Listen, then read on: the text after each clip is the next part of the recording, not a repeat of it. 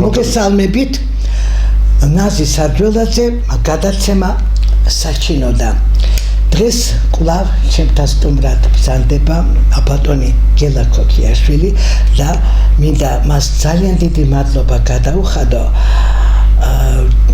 რომ ის ჩვენ ძალიან კარგ საქმეს აკეთებს ტელევიზიაში და ის ჩვენ გვიჩმნის არქივს კომპოზიტორების და ღირსეული ქართველების ცხოვრებასა და მოღვაწეობაზე გვესაუბრება თქვენი სახელით ჩემს ძვირფას სტუმარს და მინდა მას ძალიან დიდი მადლობა გადაუხადო იმისათვის რომ ყოველთვის მზად არის მე როდესაც შერეხმიანები რომ მობრძანდეს და ის ემზადება ამ გადაცემისათვის მინდა გითხრათ და მაწვდის ინფორმაციებს ვიდეოებს და კვლავ მას დიდ მადლობას ვეუბნები ამ დიდი გაწეული სამსახურისათვის და იმ პიროვნებების წარმოჩენისათვის რომლებიც ცოტა მივიწყებული არიან ძალიან დიდი პატივისცემით მოგესალმებით ბატონო გელა და აი რით გადაგიხადოთ მადლობა იმას ვფიქრობ რომ თქვენ ისეთ არქივს აკეთებთ რომ საშურია იმ პიროვნებები ვიზედაც გადაცემებს ვაკეთებთ ბატონო ნაზი იმათ უკვე გადაიხადეს ეს მადლობა გადაიხადეს და ეხლა ჩვენ მოვალეობას ვასრულებთ ჩვენ მოვალეობას ვასრულებთ დავიწყოთ ჩვენი უდიდესი კომპოზიტორის ზაქარია ფალიაშვილის ცხოვრებასა და მოღვაწეობაზე ვისაუბრებთ. გთხოვთ ბატონო გელა. კი, ვისაუბრებთ ჩვენ პიროვნებაზე, ვინც ქართული კლასიკური მუსიკა და კერძოდ საოპერო ხელოვნება უმაღლეს დონეზე აიყვანა და მე მიმაჩნია რომ ესე იგი ქართულ რა ქვია სინამდვილეში დიახ სახელოვნებო სფეროში მისი პიროვნება როგორც კომპოზიტორის, როგორც შემოქმედის, როგორც შესანიშნავი ბრწყინვალე ოპერების ავტორის, საკუთარი სახელი და გვარი უკვე აგერ 100 წელზე მეტია არ ჩამოდის საოპერო სცენები. დიახ. ეს რას ნიშნავს? ეს იმას ნიშნავს, რომ მისი შემოქმედება, მისი ოპერები უკვდავია, ესე იგი, უკვდავია. სანამ არსებობს ქართველი ხალხი, ქართველი ერი, იქნება ცოცხალი მისი რა ქვია შემოქმედებაც, მართლაც ბრწყინვალე შემოქმედება. ზაქარია ფალიაშვილი დაიბადა 1871 წელს ქუთაისში. დიახ. ფალიაშვილები წარმომავლობით არიან ჯავახეთიდან გადმოსულან ზაქარიას წინაპრები გადმოსულან ქუთაისში და მამამისი პეტრე ფალიაშვილი იყო საერთოდ ფალიაშვილები იყვნენ კათოლიკები საერთოდ პეტრე ფალიაშვილი იყო ერთ-ერთი ეკლესიის, ესე იგი კათოლიკის ეკლესიის მსახური იყო, იქ მსახურობდა. და ეს შვილები, მისი შვილები, ეს ძალაუნებურად, ფაქტიურად ძალიან ხშირად, რა ქვია, დაიარებოდნენ ამ ეკლესიაში, ამასთანავე ერთად იქ წირვებს ესწრებოდნენ, იქ ორგანის მუსიკას ისმენდნენ და იქ შეისწავლა სხვათა შორის ამბობს თვითონ ზაქარია ფალიშვილიც რომ აიქო შევისწავლეო მეო ესე იგი ორგანის დაკრავო და ფორტეპიანოს დაკრავო. ესე იგი ეკლესიაში შეუსწავლია მას. ესე იგი ფორტეპიანოს დაკვრა და ორგანზე დაკვრა. და ძალიან ემადლიერება თვითონ ზაქარია თავის ძმას, უფროს ძმას ივანეს, რომელიც ასაკურველია ისიც დადიოდა და რა ქვია და მან ივანემ უბიძგა რომ ესე იგი მუსიკას დაუფლებოდა და მუსიკას გაყოლოდა და ეს ივანე ფალიაშვილი გახლდათ ბრწყინვალე დირიჟორი. ეს ფაქტიურად შეიძლება ჩაითვალოს რომ მე როდესაც ვიკვდები და უბრალოდ გამოვეცი წიგნი ვანო სარაჯიშვილზე, აი იქ არის სხვათა შორის ივანე ფალიაშვილზე არის ძალიან საინტერესო მასალა, რომ თითქმის ყველა სპექტაკლს, რა ქვია, სადაც ვანოს არაჯიშვილი გამოდიოდა, დირიჟორობდა ივანე ფალიაშვილი. და რომ გარდაიცვალა, რა ქვია, ვანოს არაჯიშვილი, ძალიან თბილი, რა ქვია, სტერილი მიუძღდა მის ხსოვნას, ძალიან თბილი მოგოლებებით საკვირველია. და ზაქარია ზუსტად აი ამ გარემოში იზრდებოდა. იქვე დაამთავრა ეკლესიასთან დაარსებული სამრევლო სკოლა და შემდეგ ჩამოდის თბილისში და 1887 წელს სიმღერას იწყებს, რა ქვია, ლადო აღნიაშვილის ანსამბლში. ლადო აღნიაშვილის დაარსებულ პირველ ქართულ ხალხურ ანსამბლში, სიმღერების ანსამბლში. და გარგახას მოღვაწეობდა ეს, რა ქვია. და ამის შემდეგ ის სწავლას განაგრძობს მუსიკალურ სასწავლებელში და ჩასაბერ ინსტრუმენტებზე იმუშავებდა, კერძოდ ვალტორნაზე უკრავდა და მერე თეორიული განათლებასაც დაეწაფა, უფრო რა ქვია, დიფესიონად უფრო შეისწავლა თეორიულისა და 1900 წელს ზაქარია ფალიაშვილი ჩადის მოსკოვში და ეწყობა მოსკოვის კონსერვატორიაში და იქ სწავლობს ტანეევის კლასში, ეს ცნობილი ტანეევია ეს ფოტოსტორიც. ვინც კი გაიარა ტანეევთან, რომელმა ქართველმაც კი გაიარა კომპოზიტორი ხდომობაში, ვინც კი გაიარა ტანეევის კლასი, ყველა გამოვიდა დიდი კომპოზიტორი და შესანიშნავი კომპოზიტორი. და 1903 წელს ამთავრებს, რა ქვია, ამ კონსერვატორიას და სანამ მოსკოვშია ეს, რა ქვია, ზაქარია გესმის ქმნის სტუდენტურ ანსამბლს, გუნდს, რომელიც გამოდის ქართველების, ესე იგი, ქართულ სტუდენტების ღონისძიებებზე გამოდის. გამოყავს ეს გუნდი, გამოყავს, თვითონ დირიჟორობს, თვითონ ლოცბარობს და ასე რომ ძალიან აქტიურად მუსიკალურ ცხოვრებას მისდევს ჯერ კიდევ სტუდენტობის პერიოდში. და 1903 წელში ზაქარია ქორწინდება იულია უტკინაზე. მოსკოვში იულია უტკინა, ასეთი პირველი მისი მეუღლე. პირველი მეუღლეც ეს იყო და ბოლოს მეუღლეს მაგას სხვა მეუღლე არ ყოლია. ხო. და ჩამოდის საქართველოში ეს მეუღლესთან ერთად ბრუნდება საქართველოში. მოდით ახლა ჩვენ გავუშვათ ქუთაისის მუზეუმი, სადაც მისი სახლი და მისი აკვანიც არის იქა და სწორედ ქალბატონი ძალიან კარგად მუზეუმი არის, სადაც ის დაიბადა. მე გავხდი ცოტა შორის მუზეუმში, სადაც ქუთაისში.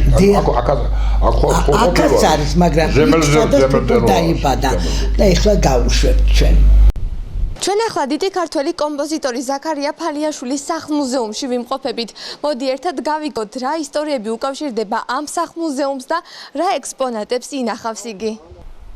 ზაქარია ფალიაშვილის სახლ-მუზეუმი დაარსებიდან 55 წელს ითვლის. ქართველი კომპოზიტორის ნივთები ორ ოთახშია განთავსებული. ერთში ზაქარიას ბავშვობის დროინდელი ოჯახური ყოფაა გაშლილი. მეორე ოთახში კი ქუთაისის მუსიკალური ცხოვრებაა წარმოდგენილი. ზაქარია ფალიაშვილმა ამ სახლში ბავშვობა და სიყრმე გაატარა. მან აქ 16 წელი იცხოვრა. გალობდა ეკლესიის გუნდში. ნიჭიერების გამო ზაქარია და მისი ძმა თბილისში წაიყვანეს და ოჯახიც დედაქალაქში გადავიდა. ზაქარია ფალიაშვილი სახლ-მუზეუმის ხელმძღვანელი მარინე სულაქველიძე თითოეული იმ ნივთის მნიშვნელობასა და ფასეულობას გვიხსნის, რაც მუზეუმშია შემონახული. ყოფითი ნივთები ახლა შესახედავად ძალიან კარგად ვხედავთ, განსაკუთრებით ეს სკივრი, რომლითაც ზაქარიას დედა, როდესაც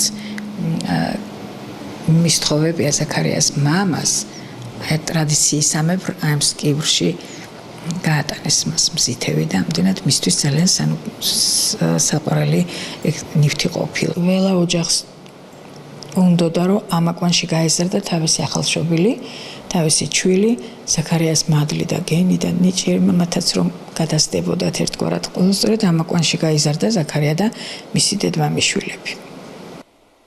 მუზეუმშია დაცული ქულაჯაც, რომელიც ზაქარიას გალობისას ეცვა და სარკე, რომელსაც მცირე ლეგენდა უკავშირდება. ოქრომ კედით ნაქარგი ხავერდის ქულაჯა, რომელიც ეცვა ხოლმე ზაქარიას საეკლესიო საგალობლების შესრულების დროს შემოინახა ამ სახლში მცხოვრებმა ეკლესიის მსახურებმა. და სარკე, რომელიც ზაქარიას უსაყვარლესი ნივთი გახდათ და რომელსაც ზაქარიას თვის ქონია რაღაც განსაკუთრებული დატვირთვა ამ ნივთს, რომელიც ყოველთვის დედის სახეს აგონებდა მას. მეორე ოთახში ზაქარიას ბავშვობის დროინდელი, კერძოდ მე-19 საუკუნის მეორე ნახევრის ქუთაისის მუსიკალური ცხოვრებაა წარმოდგენილი. ეს ორი მექანიკური საკრავი, ფრანგული და გერმანული საკრავი ზაქარიას ბავშვობის დროინდელი უსაყვარლესი ინსტრუმენტები გახლდათ. ინსტრუმენტი, რომელზეც ზაქარია ფალიაშვილს უკვე სახელმოხვეჭილ კომპოზიტორს შეუსრულებიან ნაწყვეტები თავისი ოპერებიდან, როდესაც ის სტუმრობდა თავის მშობლიურ ქალაქს. მას ფანატიკურად უყვარდა ქუთაისი. ეს ფისგარმონია, რომელიც მისმა მშობლებმა ზაქარიას შეუძინეს, როდესაც ის სამუსიკო სასწავლებლის მოსწავლე გახდა. ზაქარია ფალიაშვილი პირველი ქართველი კომპოზიტორი იყო, რომელმაც თავის ნაწარმოებებში ქართველი ხალხის სულიერი ძალა და მუსიკალური გენია განასახიერა. მან დიდი წვლილი შეიტანა ქართული ფოლკლორის შეგროვება შესწავლაში და წლების მანძილზე 300-მდე ხალხური სიმღერა ჩაწერა. ზაქარია ფალიაშვილის მუზეუმში ხშირად იმართება სალონური ტიპის მუსიკის საღამოები, აღინიშნება კომპოზიტორის დაბადების დღე და იკრიბებიან მისი შემოქმედების თაყვანისმცემლები. ზაქარიას მემკვიდრეობა მის სახლში განაგრძობს სიცოცხლეს. ქეთი გელაშვილი და აჩი გაბრიჭიძე ტელეკომპანია მეგატივისთვის.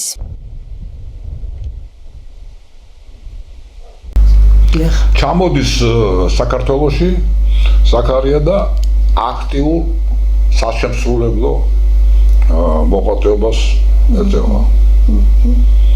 მისი ინიციატივით დაარსა ფილარმონიული საზოგადოება. მისი ინიციატივით ქართულ ენაზე ოპერების გამმართველი საზოგადოებას ჩამოაყალიბა. მუსიკალურ სასწავლებელში ასწავლიდა ამავე დროს გიმნაზიაში. და ჩამოაყალიბა ამავე დროს ქართული, რა ქვია, გუნდი, ქართველებისგან შემდგარი გუნდი, ანსამბლი, რომელიც ძალიან ხშირად გამოდიოდა და 1900 წელს, როდესაც ქართულეთის ეკლესიის, რა ქვია, კურთხევა მოხდა. ზაქარია ფალიაშვილმა აი გამოიყვანა წინვალე ანსამბლი, ესე გუნდი, თავის მიერ შექმნილი და თავისი ნაწარმოებების დასაკვირვებელი გაჟღერდა უმაღლეს დონეზე. და აი 10 წლიდან უკვე ის იწყებს ახლა ოპერის წერას. აბესალომ და ეთერის წერას იწყებს ახლა და სხვადასხვის უნდა აღინიშნოს, რომ მისი ნაწყვეტები, ესე ამ ოპერის ნაწყვეტებს ასრულებდნენ ვანო სარაჯიშვილი და სანდრო ინაშვილი კონცერტებზე. გამოდიოდნენ დუეტებს ვღეროდნენ უკვე, აბესალომის და მურმანის დუეტს ვღეროდნენ. ვანო სარაჯიშვილი არიას ვღეროდა, აბესალომის არიას და უკვე ასე აქტიურად წავიდა, რა ქვია, ამ ოპერის წერის თვალსაზრისით ძალიან შეუდგა და გულმოდგინედ შეუდგა და თამაც ჰქონდა მონაცემები. ნიჭიერი ადამიანი როცა რა თქმა უნდა. რაზეა ლაპარაკი ახლა ღმერთი რომ მოგცემს, ესე იგი მოგცემს. დაგაბერტყავს რო ითქვიან. ხო და შეეძლო და მე გარდა ამისა დადიოდა საქართველოს ყველა კუთხეში. დააგროვებდა ხალხურ სიმღერას. მან გამოსცა 40 ქართული ხალხური სიმღერის კრებული, 40 სიმღერის. და აქედან ხო ამ სიმღერებიდან მან ხო აი მოტივის აბესალომ და ეთერში სხვადასხვა ჟღერს ზუსტად აი რაღაცა მომენტები არის განსაკუთრებით აი საგუნდო ჩვენ ახლა გავუშვებთ ვიდეო, სადაც 100 წლის თავი შედგა სწორედ აბესალომ და ეთერის და სწორედ ოპერის მომღერლები სოლო პარტიებს ასრულებენ და ჩვენ მაგას მოვისმენთ. გთხოვთ გავუშვათ.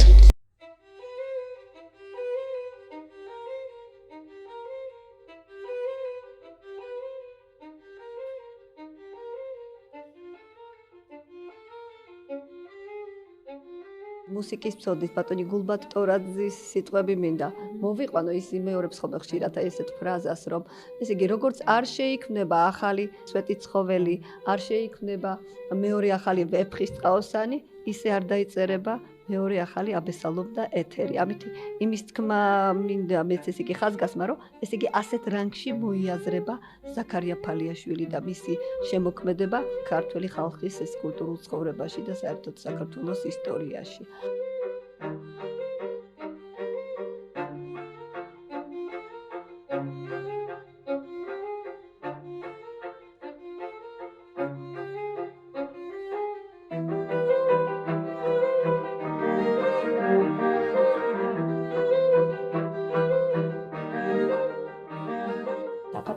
ყველა კუთხე აქვს ზაქარიას შემოვლილი ამ ფონოგრაფით და იწერდა სიმღერებს და იცით როგორი არის ეს ფონოგრაფით რო ჩაიწერდა ის სიმღერებს მისი მოსმენა შეიძლებოდა ორჯერ ან მაქსიმუმ სამჯერ მერე იშლებოდა ეს ყველაფერი და ზაქარია როდესაც იწერდა ხალხურ სიმღერებს 300-ზე მეტი ქართული ხალხური სიმღერა აქვს ჩაწერილი ამ ფონოგრაფით შემდგომ ყველაფერი გადმოქონდა ნოტებზე და ეს იცით რამდენად საინტერესო ფაქტი არის თუ იქამდე ქართული ხალხური შემოქმედება თაობიდან თაობას აი ეს ეპირმეტყველებით თუ შეიძლება ასე ვთქვათ ესე გადადიოდა ზაქარია მის უდიდესი საქმე გააკეთა რომ მან ეს ყველაფერი დაიწყო ნოტებზე გადმოტანა და უკვე პროფესიონალურ დონეზე შეგვეძლო ქართული ხალხური სიმღერის სწავლა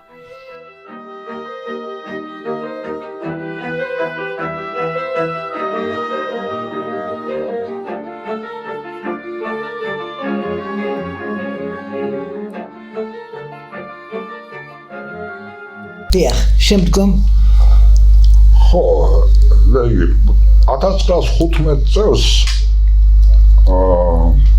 ფალიაშვილების ოჯახში მოხდა ძალიან არასასიამოვნო ამბავი. მას გარდაეცვალა ერთადერთი ვარი, რომელიც აგარაკზე იყო და ხე დაეცა თუ რაღაცა და მე გაურთულდა და ბევრი ეცადენ, ბევრი ყველაფერი ყურადღება არ მოკლებია, მაგრამ ესე იგი ბოლოს მაინც გარდაიცვალა. ეს იყო უდიდესი ტრაგედია ზაქარიასთვის. რა თქმა უნდა. ეს უდიდესი ტრაგედია და უმძიმესი ტრაგედია თავისთავად და მან შეწყვიტა საერთოდ მუსიკასთან ურთიერთობა. დიახ. ფორტეპიანო დაივიწყა საერთოდ და თავისი შვილის საფლავზე მთელი დღეს თავისი შვილის საფლავზე იყო. დიახ. იმდენად განიცადა ეს ყველაფერი მან რომ და რაც იყო საკურველია საშინელი ტრაგედია იყო. არა მარტო ფალიაშვილის ოჯახისთვის, არამედ საერთოდ. და დრო მაინც კურნალია. და ბოლოს ეთყობა როგორც ჩანს მე მაქვს ინფორმაცია რომ აი ამ მის გააქტიურებაში ამ ოპერის დასრულებაში დიდი წვლილი მიუძღვის ვანო სალაჯიშვილს. ვანო სალაჯიშვილმა ესე იგი რა ქვია ძალიან ესე იგი იმოქმედა მასზე. იმოქმედა რომ მას უნდა აუცილებლად რა ქვია დაესრულებინა ეს ოპერა და დასრულდა და როგორ დასრულდა კარგად ვიცით ყველა ეს არის მართლაც შედევრი თავისი მუსიკალური ჟღერადობით თავისი როგორც ბატონი გულბატორაძე ამბობს რომ როგორც შოთა რუსთაველი ერთია საქართველოში აი ისე ერთი აი შექმნილი აი შედევრი შექმნილი საოპერო მხრივ არის სწორედ ეს დიდებული ოპერა და საერთოდ ხელოვნება მისი საოპერო სცენარული აბესალონდა ეთერი ცოტა ხნის უკან დაიდგა იტალიაში. დიახ. იტალიურ ენაზე. დიახ.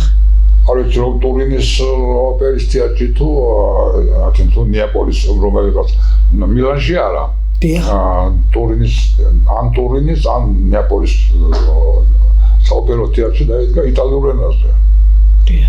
ეს რას ნიშნავს? ეს იმას ნიშნავს, რომ სოფლიო დონის, რა ქვია, ნაწარმოებია. დიახ. ის შეიძლება ჩვენ დავაყენოთ, რა ქვია, ზაქარია ფალიაშვილი ისეა ჩვენთვის ისეა, როგორც რუსებისთვის ჩაიკოვსკი, მაგრამ რა თქმა უნდა. იტალიელებისთვის ჯუზეპე ვერდი, გერმანელებისთვის ვაგნერი, ბატონო. ფრანგებისთვის ჯორჟ ბიზე და ასეა, ასაგურელია. ამ დონის ასაკის შემოქმედია, ქვია ზაქარია ფალიაშვილი. ჩვენ ეხლა გავუშვათ თბილისში რომ მუზეუმი არის. ძალიან კარგი მუზეუმია. აი რემონტი მიდის სხვადასხვა სარემონტო სამუშაოები მიდის. ეს ცოტა რამოდენიმე წლის არის გადაღებული და სწორედ იქ არის დაისის უვერტიურა, გაყვება ამ ყველა ექსპონატებზე დაგებული არის სწორედ ეს მელოდია და კიდევ ერთხელ შეგვახსენეს რომ როგორი დიდებული უვერტიურა რაღაც ჟუანტელი რო გაგვივლი ზუსტად აი ზუსტად კარგად ახსენეთ ეხლა საოცრება დიახ დაისი და ჩვენ გავუშვათ ეხლა ეს ვიდეო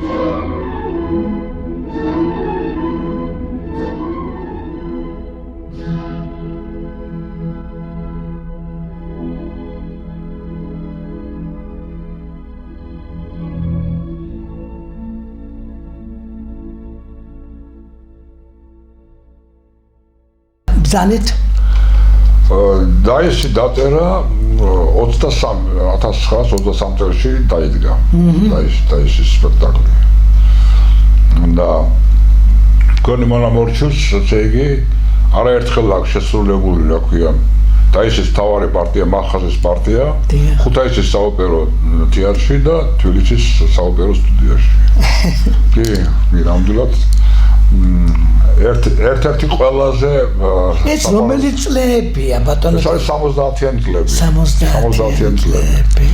მე ესე იგი ქუთაისში რამოდენიმეჯერ იქ იყო მთავარი დირიჟორი იყო ყობახიძე.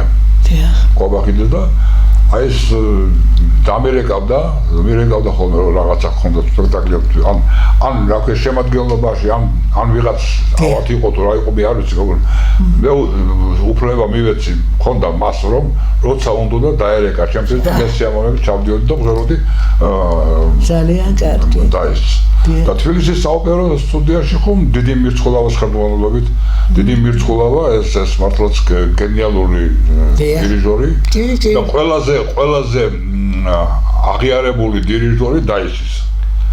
დაისო დირიჟორობდა დიდი მირცხულავი ისე ვერცერთი დირიჟორი ვერ დირიჟორობდა. იმდენად ახლობელი იყო მისთვის და მასთან ერთად გავაკეთე მე ეგ სპექტაკლი. აი ლატავრასთან დაკავშირებით რას ბრძანებთ? ლატავრა სხვათა შორის 28 წელს დაიდგა და მან მაინც დიდი რეზონანსი ვერ მოიხვეჭა. იმიტომ რომ იმდენად გენიალური იყო მისი წინა ორი ოპერა. იმდენად მართლაც რაღაც გასაოცარი და მართლაც შესანიშნავი ბრწყინვალე, რომ ლატავრა მის მათ ფონზე აღარ გამოჩნდა. თორემ მუსიკალურად შვენდერი, რა ქვია, ოპერა. იქ არის რა ქვია, კაი არიებია, სხვადასხვა საინტერესო არიებია ლატავრადან თვითონ. კი, როგორ დუეტებიც არის, სოლოებიც არის, ჩვენ გვაქვს მაგის მასალა და გავუშვებთ მაგრამ. ხო. და გარდა შემოქმედებითი საქმიანობისა, ზაქარია ფალიაშვილი პედაგოგურ საქმიანობასაც ეწეოდა. 1918 წელს ახლა დაარსებული კონსერვატორია დაარსდა 1918 წელს და ამ კონსერვატორიის პროფესორი იყო 1918 წელს. და 19 წელს უკვე კონსერვატორიის რექტორი იყო. 19 წელს იყო ცოტა ხანს, მერე იყო 22 წელს იყო ისე დარჩენილი ცოტა ხანს და მერე იყო 29 წელს 32 წლამდე იყო გარდაცვალებამდე 1 წლით ესე იგი იყო კიდევ იყო კონსერვატორიის რექტორი. ჩვენ ახლა გავუშვათ ლატავრადან არის მღერის ელდარ გეწაძე ძალიან კარგი რომანსია და ვთხოვთ გავუშვათ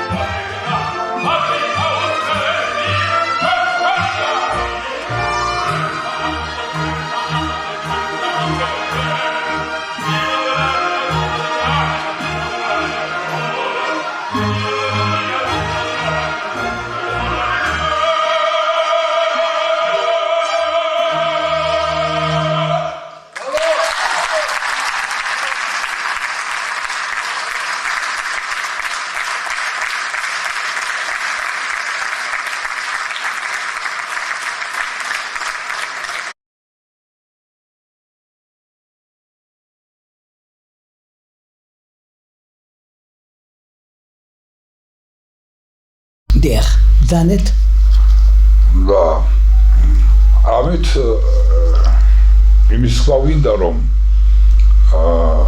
თვითონ როგორც შემოქმედი, როგორც კომპოზიტორი, როგორც არაერთი შესანიშნავი და ბრწყინვალე ნაწარმოებების ავტორი იყო, რა ქვია, ტრადიცია შექმნა ქართულ მუსიკაში. დიდი ტრადიცია შექმნა. დიახ. და უნდა ვთქვათ, რომ ახლა მას მიმბაძველების გამო უშდა რასაკვირველი, ახლა მიმბაძვა ძალიან რთული იქნებოდა, მისი მიმბაძვა ძალიან რთული იქნებოდა და მე ასე მგონია, რომ შეუძლებელიც კი. მაგრამ ბუნებრივია. მან მისცა ბიძგი, რომ აი მე-20 საუკუნის დასაწყისში საქართველოში წამოსულიყო ძალიან ბრწყინვალე თაობა. მერია დიმიტრი არაყიშვილი, მელიტონ ბალანჩივაძე. ლურჯი. აი 2 სიტყვა მინდა ბრძანოთ აბესალომ და ეთერის შესახებ რა ინფორმაცია. აბესალომ და ეთერის მუსიკა თვითონ როგორც ასეთი არის მართლაც რაღაცა ზღაპრული თავისი მელოდიით, თავისი რა ქვია მრავალხმიანობით, ესე იგი განსაკუთრებით აი ქართული ხალხური რაღაცა ინტონაციები ისმის ძალიან ბევრი მასში. დიახ. მან რაღაცა ჩაავლო, ესე იგი რაღაც დაიჭირა იქ ქართული ხალხური სიმღერები და რაღაც დაიჭერა, რომელიც ესე იგი შემდეგ კლასიკურ დონემდე აიყვანა და მე ასე მგონია რომ სოფლიო დონემდე აიყვანა. მან და აი განსაკუთრებით გუნდი სადაც არის გუნდი სადაც ესე იგი მძაფრი ისენი რო არა, ესე იგი არის ასაკურელი პერიოდი, სადაც გუნდი ძალიან მძაფრად ესე იგი გადმოსცემს, ესე იგი თავის ესე იგი იმ რა ქვია იმ მომენტ თავის ნაწარმოებს, საგუნდო ნაწარმოებს, მაგრამ არის ასაკურელი მდოვრეთ მიმავალი რა ქვია ადგილები თვითონ ოპერაში, რომელიც არის ძალიან ესეთი სასიამოვნო ყურის არის ძალიან სასიამოვნო მოსასმენი. დიახ, გეთან. და ნუ რა ვიცი ხო ამ ოპერებზე გაიზარდა მთელი თაობა. არაერთი თაობა, ერთი კი არა. მე ახლა ვანოს არაძიშვილი ვახსენე და სანდროინაშვილი, მაგრამ შემდგომი მომდენო თაობები ეს ნიკო კუნსიაშვილი და დავით ანგულაძე და დავით გამრეკელი და ესენიც უყოლა შინცა. ზურიკო ანჯაფარიძე თავისთავად ზურაბ სოფტილავა და ასე შემდეგ. აი ამით არის რა ქვია დასაფასებელი რომ მან შექმნა ესე იგი ისეთი მუსიკა რომელზედაც რა ქვია აღმოცენდა როგორც საკომპოზიტორო რა ქვია სკოლა ქართული საკომპოზიტორო სკოლა ამავე დროს ამ მუსიკამ ესე იგი გამოაჩინა ვოკალური სკოლა სხვადასხვა რომის წოდეთ თქვენ. აი ვოკალური რომ დავაკვირდეთ ახლა თვითონ ვინც მას ვღეროდა, აბესალომს ვღეროდა, თუ მურმანს ვღეროდა, თუ ეთერის ვღეროდა. დიახ. ესე იგი ის ვღეროდა ყველაფერს აბსოლუტურად, ყველაფერს. ვინ დაძლევდა ამ ოპერას ამ ტესიტურულად ძალიან რთულია საერთოდ. რა თქმა უნდა. მე გახლავართ ზაქარია პალიაშვილის პირველი რესპუბლიკური კონკურსის 1971 წელს 100 წლის თავი იყო ზაქარია პალიაშვილი. მე გახლავართ ზაქარია პალიაშვილის სახელობის ვოკალისტთა კონკურსის ლაურეატი. და სადაც აი ლაურეატობის დროს იქ სამი ტური იყო. სამივე ტურში აუცილებელი იყო, სავალდებულო იყო პალიაშვილის ნაწარმოების. ხო, რა თქმა უნდა, მაგის გარეშე ვერც კი წარმომიდგენია. ნუ დაისიდან ახლა აი ორივე არია თაოჩემო და შორდები ხო, როგორი რომანსია თანაც. და ეს თაოჩემო შეატანა ვანოს არაძიშვილი, მეცით რას ამბობთ ეგრე? თაოჩემო შეატანა რა ქვია ზაქრო ასე თქვია თურმე ვანოს სატფოს მართვებენ და თაოჩემო მომღერეო რა. ეგ ისტორია ასეთი ისტორიაც არსებობს პროფესორის და შეიტანა სხვადასხვა ეს ძალიანაც კარგი გააკეთა. არაჩვეულებრივია. და სხვადასხვა სახელმწიფო გამოცდა თაოჩემოდი დავამთავრე მე სახელმწიფო გამოცდა კონსერვატორია. ჩვენ ახლა გავუშვათ ფრაგმენტი სწორედ აბესალომ და ეთერიდან და მოისმეს ჩვენ ძვირფასი მაყურებელი. თუ გავუშვათ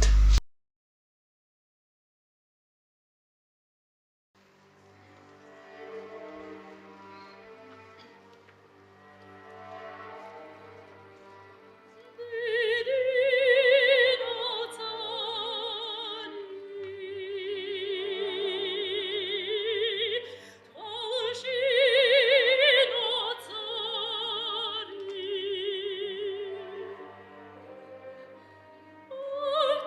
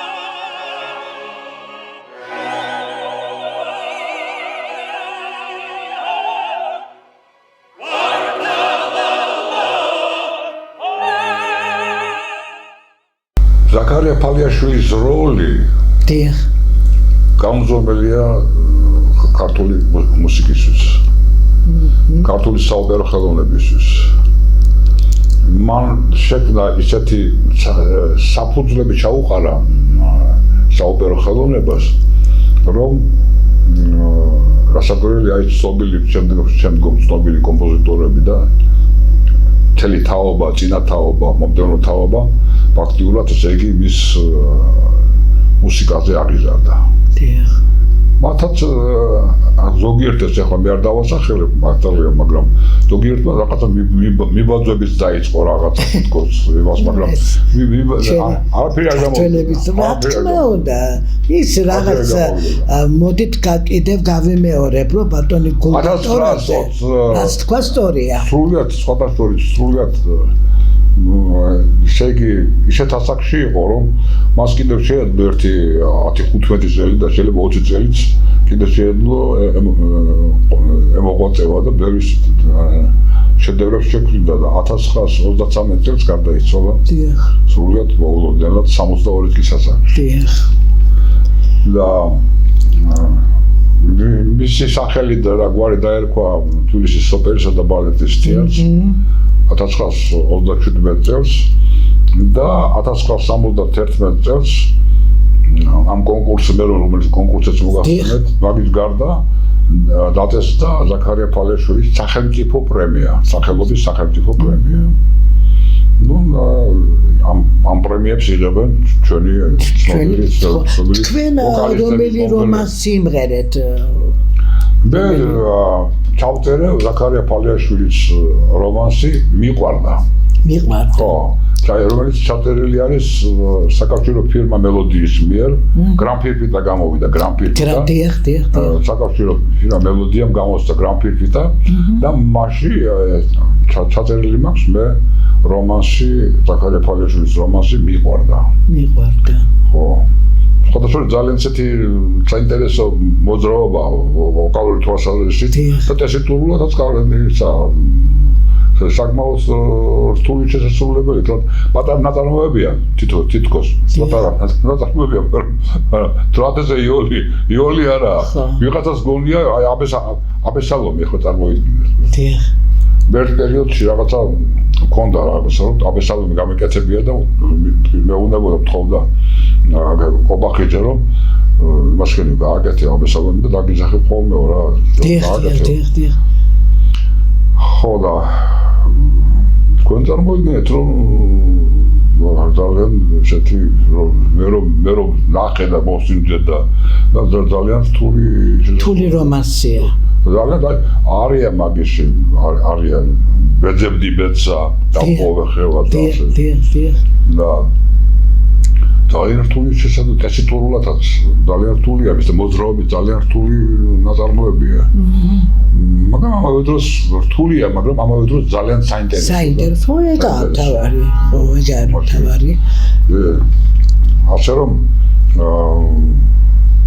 ფალეაშვილი, ზაქარია ფალეაშვილი იყო, არის და იქნება ჩვენი მართლაც საფიცარი, ქართველი ხალხის საფიცარი და მართლაც ხელი საგოგმანებელი, აქვია კომპოზიტორი და პიროვნება, როგორც პიროვნება, ასაკურველია. და ერს რომელსაც ზაქარია ფალეაშვილი ჰყავს საერთოდ. დიახ. და გულბაათ თორლაძე ისიც კი თქვა რომ შეადარა რაღაც რუსთაველს შეადარა, დიახ. აი გულბაათ თორლაძე ასეთ რაღაცასაც ამბობს, აი. აბესალომ და ეთერი სოფლიო მუსიკის უდიდესი შედევრთა სიმაღლეზე დგასო. დიახ. სოფლიო მუსიკის უდიდესი შედევრთა სიმაღლეზე დგას. ეს არის გულბაათ თორლაძის ნათქვამი. დიახ. აკადემიკოსი ლადო დონაძე ასეთ რაღაცას ამბობს. აბესალომის მუსიკაში გამოიხატა ქართველი ხალხის შემოქმედი გენიაც და მისი საუკუნოვანი სევდაც. დღეს კი ჩვენ მას აღვიქვავთ როგორც ჩვენი ერის უკდავებისა და მარადიულობის სიმბოლო. ასე ახდენს ლადო სავსებით დონაძე აკადემიკოსი მუსიკათმცოდნე მუსიკათმცოდნე. დიახ. მართლაც ასეა. დიახ. ამიტომ არის რომ ჩვენ საამაყო ჩვენ და საამაყოთ ქართველთა საამაყოთ ყავს აი ზაქარია ფალეაშვილისნაირი პიროვნებები საქართველოს. არა მარტო მუსიკაში, მუსიკის გარდა სხვადასხვა ხელოვნებაში, თეატრში, ვოკალში და ასე შემდეგ და ასე შემდეგ. ასე რომ ქართველი ხალხი ნიჭიერი ხალხია. ეს ნიჭიერება ეს ღმერთის ნაბოძებია, ღმერთის ნაბოძები და ჩვენ გაფრთხილება უნდა, რა თქმა უნდა. ჩვენ ახლა დავასრულებთ ჩვენს გადაცემას სწორედ თქვენი შესრულებული რომანსით და ეს ძალიან მადლობელი ვარ მე თქვენი რომ სამი წიგნი მისახსოვრეთ დღეს კიდევ მისახსოვრეთ ის კომპაქტ-დისკი და ძალიან დიდი მადლობელი ვარ ბატონო გელა რომ თქვენ უნიკალურ საქმეს აკეთებთ რომ თქვენის სახით ჩვენ ტელევიზიას გვექნება არქივი ჩვენი დიდი მოღვაწეები გავაგრძელოთ ესა და მე რაგი დავიწყეთ ახლა ჩვენ ასეთი კომპოზიტორებით უკვე სანდრო მირიანაშვილიძე გადაცემა იყო პირველი ქართული ოპერა სხვათა შორის ჩვენ გადაცემა გავაკეთეთ რევაზ გოგნიაშვილის დიახ პირველი ქართული ოპერა ქრისტინე იყო რევაზ გოგნიაშვილის ჩვენ გადაცემა გავაკეთეთ